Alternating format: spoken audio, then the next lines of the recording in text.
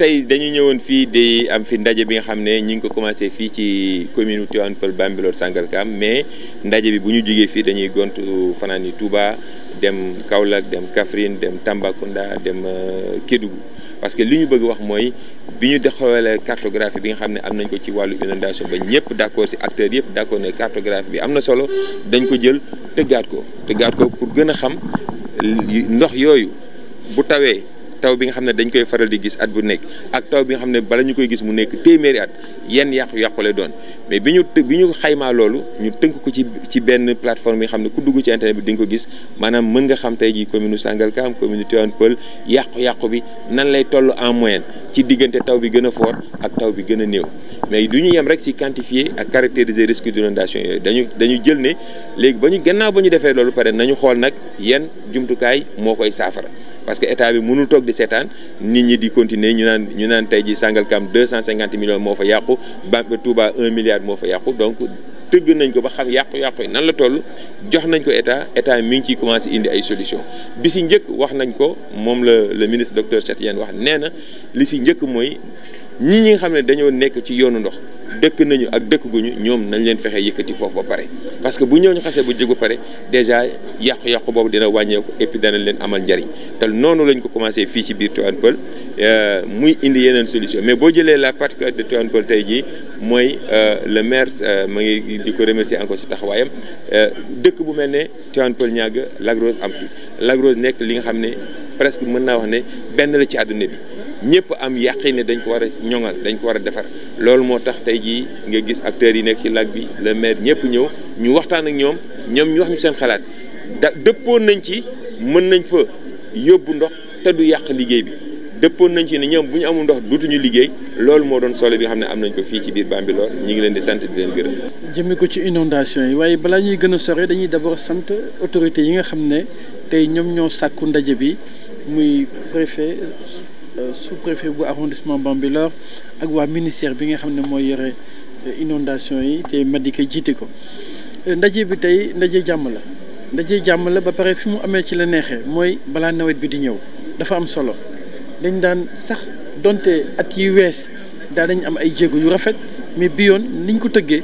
sama xel dal na nekk dañu mën a jël ay jumtukaay balaa li nga xamante ne si mooy inondation yi dalaat suñu kaw problème bi lan la problème bi mooy sunu dëkkuwaay sunu nekkin problème bi mooy Lac Rose li nga xamante ne si noonu la ñu war a doxalee pour que jafe-jafe yi nga xamante ne si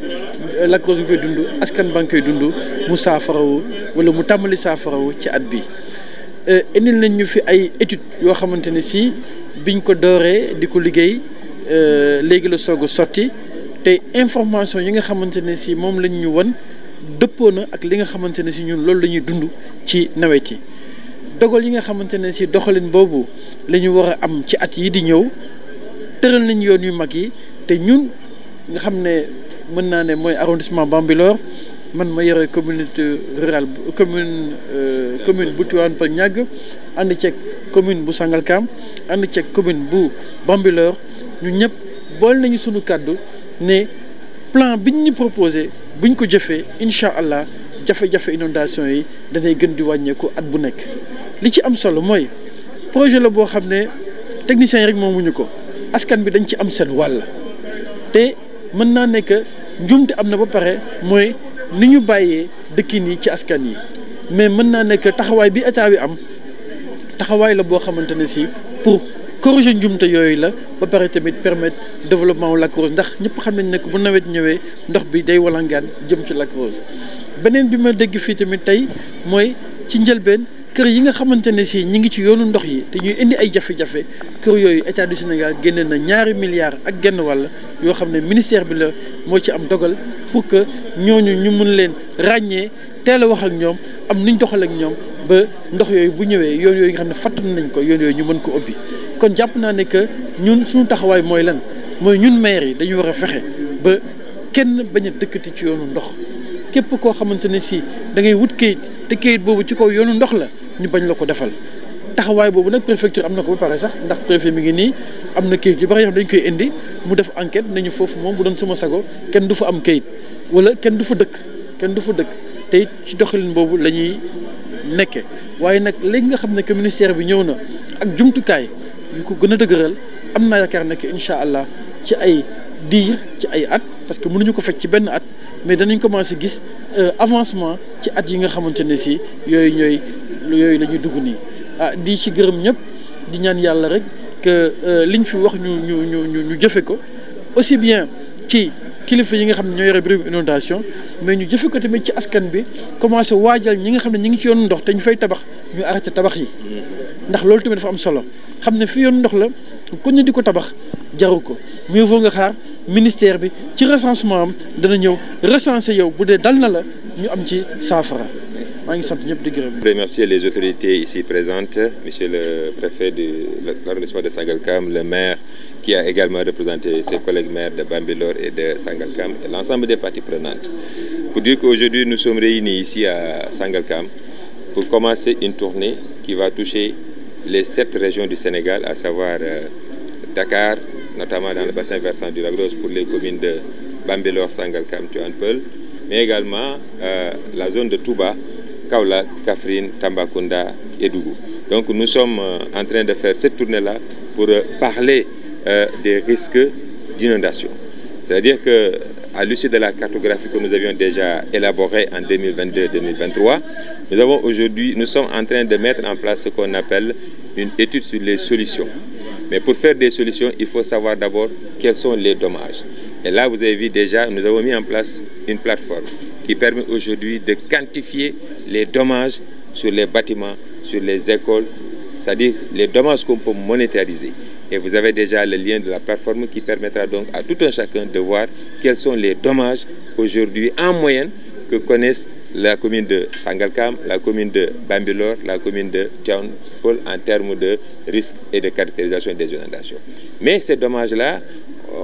c'est l'inertie. C'est-à-dire que si l'État ne fait rien, voilà ce que cela va coûter. C'est pour cela que nous sommes venus pour dire que tiens, on a la cartographie, on a la connaissance, on a les dommages, il nous reste de voir maintenant quels seront les coûts pour apporter les solutions. Et c'est pour cela que nous nous sommes réunis ici pour faire une co-construction avec les expériences empiriques des personnes qui ont vécu dans la lutte contre les inondations depuis plus de 20 ans, qui connaissent mieux que les outils, les voies d'eau naturelles. Et c'est ça qui a fait qu'aujourd'hui, nous étions là pour discuter sur quelles sont les meilleures solutions. Et là, on est d'accord sur les 4 pistes de solutions qui sont dégagées pour l'arrondissement de Sangalkam. On est en phase qu'effectivement, il nous faut libérer les voies d'eau naturelles. Alors, je tiens d'abord à remercier les organisateurs de cette rencontre, en l'occurrence l'autorité ministérielle ainsi que le sous-préfet de l'arrondissement de Bambilor. Je remercie aussi tous les collaborateurs techniques qui sont venus aujourd'hui apporter leur contribution et leur étude pour le bon déroulement de cet hivernage de 2025. Ce qu'il faut savoir, c'est que l'État est en train de prendre de bonnes dispositions. Ces dispositions-là consistent à éviter aux populations de vivre les mêmes problèmes qui se sont passés les années dernières. Il faut savoir que un des éléments très importants, c'est d'abord le réceptacle, le Lac Rose. Ça pose beaucoup de problèmes. C'est un site touristique, un des plus grands sites touristiques. Et sur ça, des dispositions ont été prises pour ralentir, voire dévier l'accès de l'eau au niveau de ce lac. Mais en faisant quoi? En amont, en échangeant avec les populations, avec les collectivités, pour que les voies d'eau naturelles soient libérées. Pour cela, l'État a mis en place une enveloppe de 2,5 milliards destinée à dédommager les gens qui ont construit sur les emprises. Notre recommandation, c'est de dire aux gens, ceux qui savent qu'ils sont sur des emprises d'eau, parce qu'ils le savent en construisant, ils le savent en achetant. Nous avons aussi notre part de responsabilité en tant que collectivité, que nous tous ensemble, que nous arrêtons ce phénomène et que nous ne ménageons aucun effort pour que vraiment les populations dans l'avenir puissent vivre sereinement en période hivernale. Le dernier mot qu'il faut dire, c'est que nous exhortons les autorités à démarrer le plus rapidement cette opération. Et nous les félicitons aussi d'avoir pris ces engagements-là dès le début de l'année. dès le début de l'année. Donc nous avons encore 5 mois devant nous, 4 mois devant nous pour pouvoir poser les premiers actes qui nous permettront de vivre paisiblement cet hivernage.